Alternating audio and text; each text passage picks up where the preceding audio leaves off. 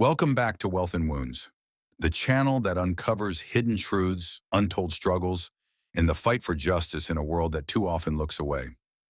Today's story is shocking, tragic, and will leave you questioning everything you thought you knew about power, success, and the human mind.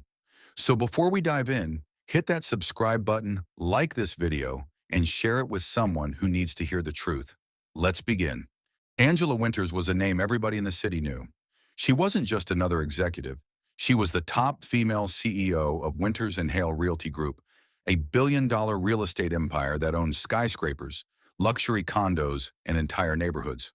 On the surface, Angela was everything success looked like. Polished speeches, magazine covers, charity galas.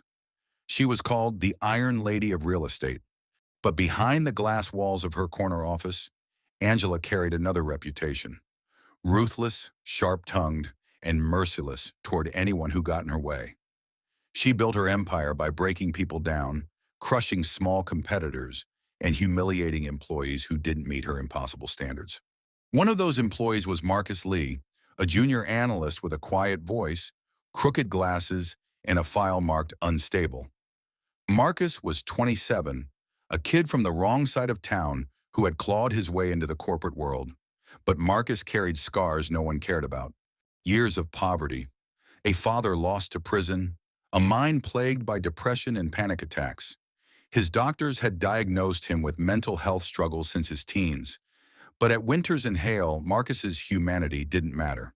To Angela, he was weak. And weakness in her world was unforgivable. One day during a boardroom meeting, Marcus fumbled a financial report. Angela's voice cut like a knife. "Incompetence has no place in my company. Maybe you should try flipping burgers instead of handling millions." The entire room laughed. Marcus felt his chest cave in. That moment of public humiliation burned into his soul. Angela thought she had silenced Marcus. But humiliation does something dangerous to a person who has already been overlooked his entire life. Marcus began to spiral. His coworkers noticed his quiet mumbling, his long stares at the floor, his notebooks filled with frantic scribbles. He stopped eating lunch with anyone. He stopped going home. And then, on a rainy Thursday morning, Angela Winters hosted an executive retreat at a private villa, attended by four of her closest colleagues: two board members, a legal advisor, and her longtime assistant. Marcus was ordered to attend, not as an equal, but as the note-taker. He was told to sit in the corner and keep his mouth shut. No one expected what came next. Midway through the retreat, Angela turned to Marcus after he asked a clarifying question.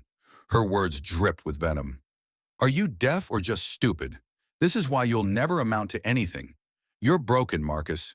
Broken people don't win." Something snapped. Hours later, neighbors heard screams.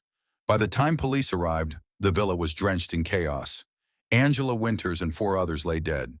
Marcus was found sitting in the corner, trembling, muttering under his breath, "I didn't mean to. I didn't mean to. They laughed at me. They laughed."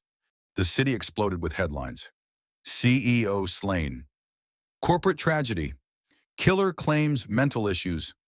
The prosecutors painted Marcus as a cold-blooded murderer. The media feasted on the story, portraying Angela as a saintly figure cut down in her prime.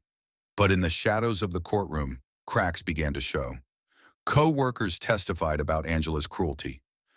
Former employees revealed her history of humiliation and verbal abuse. HR documents leaked, complaints buried, whistleblowers silenced. Marcus wasn't just a monster. He was a man driven to the edge by a system that never cared for him, and a boss who had weaponized power against vulnerability. During the trial, Marcus's defense team revealed medical records spanning a decade. Therapy notes, prescriptions, diagnoses of severe anxiety, depression, and episodes of paranoia. He had begged for support. He had written to HR about his struggles. He had asked Angela herself for understanding. Instead, she mocked him. The jury shifted in their seats. The public, too, began to question: was Marcus a murderer or a broken man crushed by a ruthless machine?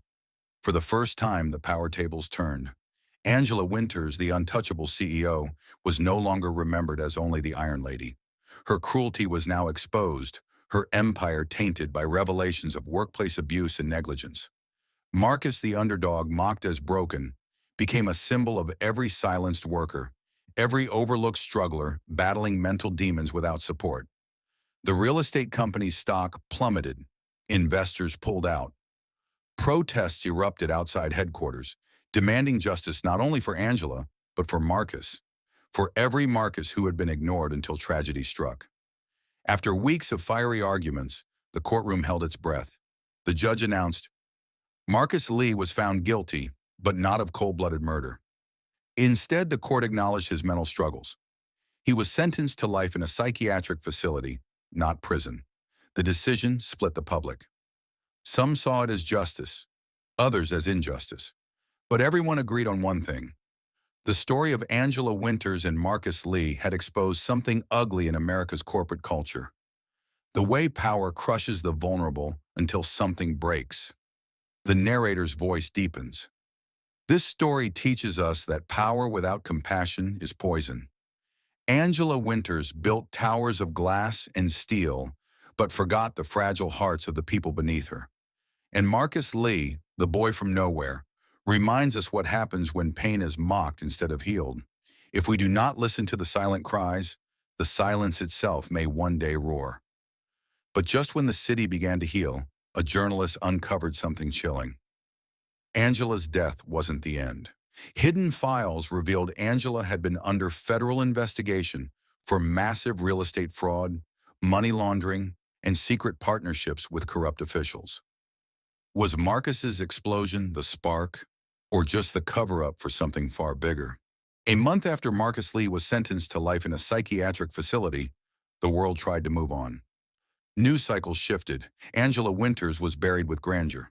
The real estate empire quietly restructured. But Janelle Carter, a young investigative journalist, couldn't shake the feeling something wasn't right. Late one night, a confidential envelope landed on her desk. No return address, only the words, "She wasn't who you think she was." Inside were files, contracts, wire transfers, and something that made Janelle's stomach drop. A government seal. Angela Winters, the billionaire CEO, had been under federal investigation for over a year. Fraud, money laundering, secret offshore accounts, even whispers of trafficking properties linked to corrupt politicians. This wasn't just a businesswoman. This was a woman at the center of a massive conspiracy. The files revealed something else. Marcus Lee's name wasn't just buried in HR reports. His psychiatric evaluations had been accessed by outsiders, weeks before the murders. Why would anyone outside the company care about a low-level analyst's mental health? Unless Marcus wasn't just a broken man who snapped. He was a pawn. Meanwhile, inside the psychiatric hospital, Marcus tried to adjust to his new reality. His days were filled with medications, therapy sessions, and endless silence. But one night, another patient leaned close and whispered, "They set you up, man. You think it was all you. They wanted her gone. You were just the excuse." Marcus froze. "What do you mean?" The patient smirked, eyes flickering with something eerie. "Angela knew too much. She made enemies at the top. You were already broken. Easy to push." Back on the outside, Janelle dug deeper. She discovered Angela had been scheduled to testify before a secret federal hearing, just days after the retreat where she was killed. Coincidence or elimination? The more Janelle investigated, the more resistance she faced. Her calls were ignored. Sources suddenly backed out. One night, a black SUV followed her home. She knew she was getting close to something powerful, something dangerous. Inside the hospital, Marcus began piecing things together. Memories of that night came back in fragments. The mocking, the humiliation, the rage, but also a strange moment he couldn't explain. A drink handed to him before the meeting, a buzzing in his ears, the way his vision blurred just before everything went black. Was it possible he hadn't been fully in control? Janelle uncovered a shocking lead. A senior government official had financial ties to Winters and Hale Realty. If Angela testified, their empire would crumble. And Marcus? His breakdown was the perfect cover. An unstable employee murdering his cruel boss. An open and shut case. But if Angela was silenced because of what she knew, then Marcus wasn't just guilty. He was a victim too. Janelle decided to confront Marcus directly. She arranged a journalist's visit to the psychiatric facility. When Marcus saw the files, his hands trembled. Tears welled in his eyes. "They used me," he whispered. "All this time I thought it was just me, but they wanted her gone." Janelle leaned in. "Marcus, if we expose this, you might not only clear your name, you might bring down one of the biggest conspiracies in this country." Marcus nodded slowly. For the first time in years, he felt something stronger than despair. He felt purpose. The next day, Janelle's apartment was broken into, her laptop stolen, a single note left on her kitchen table. "Stop digging, or you're next." Fear coursed through her veins, but fear was nothing compared to the fire of truth. Janelle went live with part of her findings on a small independent blog. Within hours, thousands were sharing it. Within days, major outlets picked it up. The public wanted answers. With Janelle's help, Marcus recorded a message from inside the facility. His voice was shaky but determined. "They told the world I was just a broken man who snapped. But I need you to hear me. I was a pawn. Angela Winters wasn't just cruel. She was dangerous to powerful people.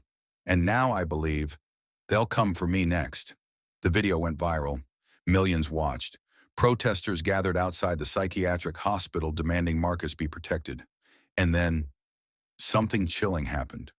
One night, guards rushed into Marcus's cell. He was gone. No trace. No struggle. Just an empty bed and a broken lock. Some said he escaped. Others whispered he was taken. The screen fades to black with the words, "Where is Marcus Lee? Part 2, coming soon." If you've been following this story, you know we're only scratching the surface. What happened to Marcus Lee? Who is behind Angela Winters' death? And how deep does this conspiracy go?